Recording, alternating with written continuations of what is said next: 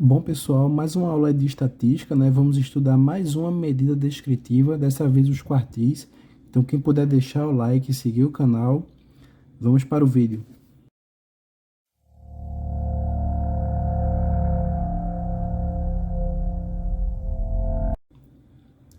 Bom, pessoal, quando a gente fala de quartis, basicamente a gente está falando aí de dividir a minha amostra em 4 partes iguais. Então, daí vem o nome, né? Quartis. Então, a gente vai tentar aqui ser bem objetivo e trazer realmente o que importa. Imagine que isso aqui é uma amostra, certo? E eu tenho que dividir ela em 4 partes iguais. Então, na teoria, eu preciso de 3 divisões. Essas divisões são exatamente os meus quartis. Então, eu vou ter o meu primeiro quartil, segundo quartil e terceiro quartil.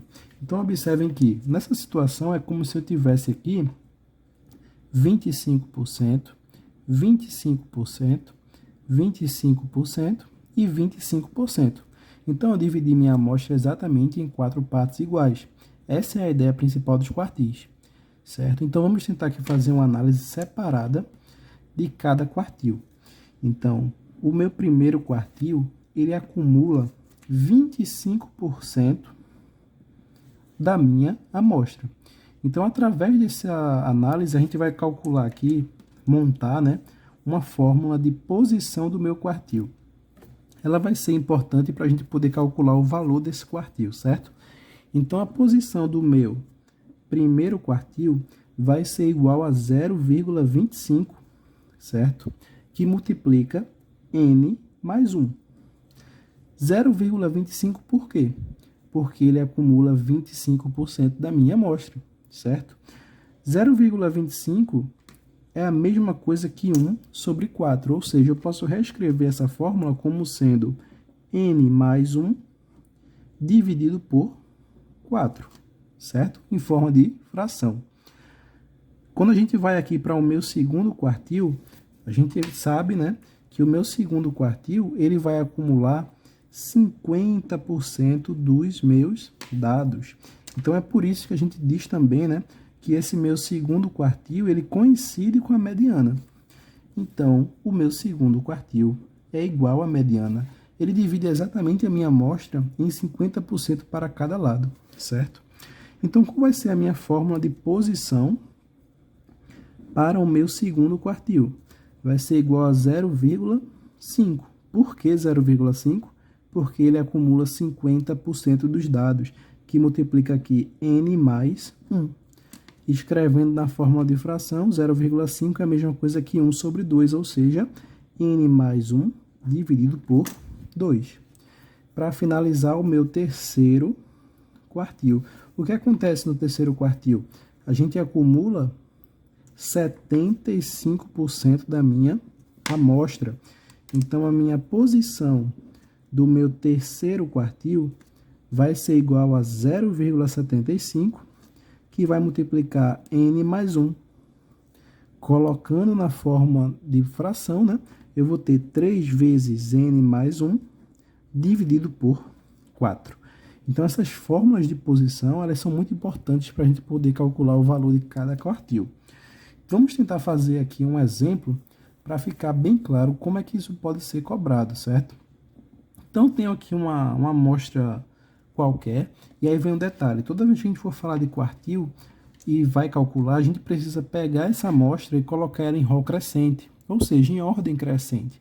Então, aqui eu já coloquei essa minha amostra em ordem crescente dos valores, certo? Para a gente poder calcular aí o quartil.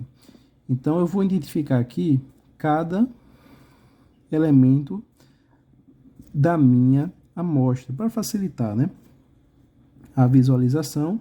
Observem que eu tenho 11 elementos, ou seja, o meu n é igual a 11, certo? O que é que a gente faz?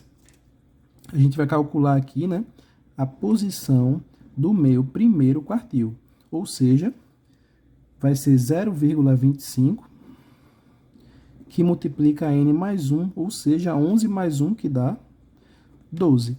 Então, né, a mesma coisa que 12 dividido por 4, que é igual a 3. Então, eu estou dizendo que a posição do meu primeiro quartil é 3. Não é que o meu primeiro quartil é 3, é a posição.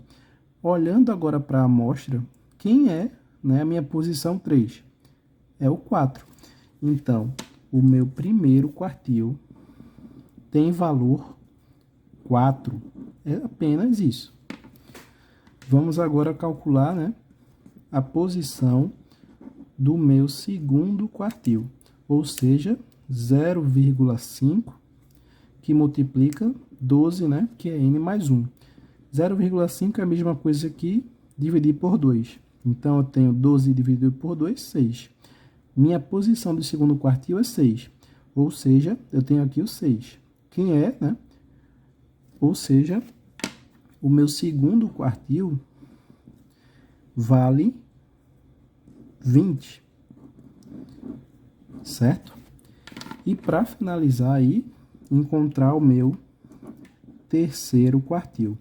Então, quando eu falo de terceiro quartil, né, eu estou falando de 0,75, que vai multiplicar 12, que é 11, mais 1, ou seja, n mais 1. É a mesma coisa que 3, que multiplica 12, dividido por 4. O que vai acontecer, né? 12 por 4 fica 3. 3 vezes 3, 9. Encontrei a posição do meu terceiro quartil. Observem que a posição 9 eu tenho 30. O meu terceiro quartil, né, vai valer 30. Então, bem tranquilo, né, esse conceito aí da posição para a gente poder encontrar um quartil. Só um detalhe, né? Vamos tentar fazer um exemplo aqui hipotético, qualquer, certo? Vamos supor que meu n seja 10, certo? No lugar de 11, vamos supor que seja 10. O que vai acontecer? Vamos pegar aqui, no caso, o segundo quartil. Então, eu teria 0,5, que multiplica 10 mais 1, dá 11. E aí, quando eu tenho 11 dividido por 2, eu vou ter 5,5. E aí, quem é o meu segundo quartil? Porque eu tenho uma posição aqui 5,5. Vamos tentar imaginar que essa seja a minha amostra, né? Vamos considerar que essa aqui é a minha amostra de 10, de n igual a 10, certo? Então, deu posição aqui 5,5 para o meu segundo quartil. 5,5 está onde? Entre 5 e 6. Então, ele está falando que o meu segundo quartil está exatamente aqui. O que é que a gente faz nessa situação? O meu segundo quartil vai ser igual a 14 mais 20 dividido por 2. Ou seja, 14 mais 20, 34, dividido por 2. Né? Então, eu tenho 34 dividido por 2, dá 17. Então, como deu 5,5 aqui, eu terei a média dos valores, 14 e 20. Então, também pode acontecer, né, essa situação aqui, conforme eu demonstrei, certo? Bom, pessoal, de quartis é isso que eu queria passar. Se gostou do vídeo, deixa o like, siga o canal. Até a próxima e obrigado!